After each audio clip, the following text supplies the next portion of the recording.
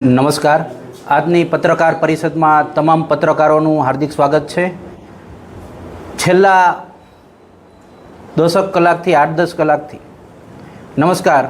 આજની પત્રકાર પરિષદમાં તમામ પત્રકાર મીડિયા મિત્રોનું હાર્દિક સ્વાગત કરું છું।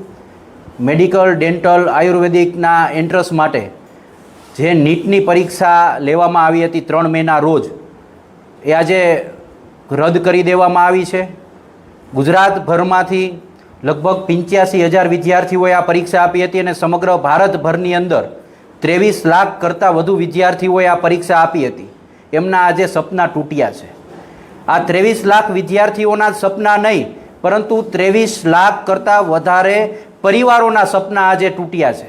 વિદ્યાર્થીઓએ દિવસ રાત મહેનત કરી, તનતોડ મહેનત કરી, પોતાના શોખો સાઈડમાં મૂકી અને દિવસ રાત એક કરી અને પરીક્ષા આપી, અને જ્યારે આપીને બહાર આવ્યા ત્યારે એમને ખબર પડી કે પેપર લીક થઈ ગયું છે।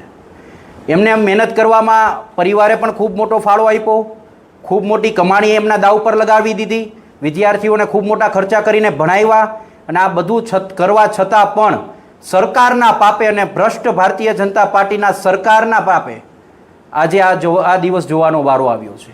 ખૂબ દુઃખ સાથે કહેવું પડે છે કે ગુજરાતનો અને સમગ્ર ભારતનો વિદ્યાર્થી વર્ગ આજે ખૂબ નિરાશ થયો છે। સરકારની આ ભૂલને કારણે શિક્ષણ માફિયાઓ જે બેફામ થઈ ગયા છે, એમની ઉપર કોઈ લગામ નથી, એને કારણે આજનો આ દિવસ જોવો પડ્યો છે। ગુજરાતની અંદર અગાઉ પણ 24 જેટલા પરીક્ષાઓના પેપર લીક થયા હતા। ભારતભરમાં આ નીટનું પેપર પહેલી વખત નહીં, પરંતુ આની પહેલાં પણ 2017ની અંદર, 2021ની અંદર, 2024ની અંદર અને આજે એટલે કે 2026ની અંદર લીક થયું છે। એક વખત કદાચ ભૂલ હોઈ શકે, 2 વખત કદાચ ભૂલ હોઈ શકે, પણ વારંવાર આવડી મોટી પરીક્ષાઓના પેપર લીક થાય છે, એનો મતલબ સ્પષ્ટ છે કે સરકાર અને આ પરીક્ષા લેનાર તમામ તંત્રના લોકો આ મળીને કંઈક મિલીભગતથી કામ કરી રહ્યા છે।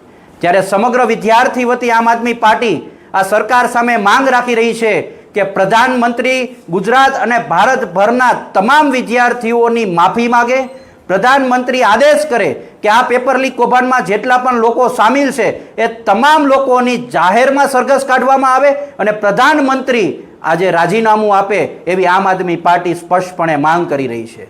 આવનારા સમયોની અંદર પણ ઘણી બધી પરીક્ષાઓ યોજાવાની છે, ત્યારે આ પરીક્ષાઓ પણ ખૂબ સારી રીતે લેવાય એના માટે સ્પષ્ટપણે સિસ્ટમ ગોઠવવામાં આવે, અને જો તમારાથી સિસ્ટમ ન ગોઠવી શકાતી હોય, તમારાથી સારી રીતે પરીક્ષાઓ ન લઈ શકાતી હોય, તો આમ આદમી પાર્ટી માંગ કરે છે કે સરકાર પોતાની પરીક્ષા લેવાની સિસ્ટમ આમ આદમી પાર્ટીના એજ્યુકેટેડ વ્યક્તિઓને સોંપી દે, સારી રીતે પરીક્ષા કરીને બતાવશે।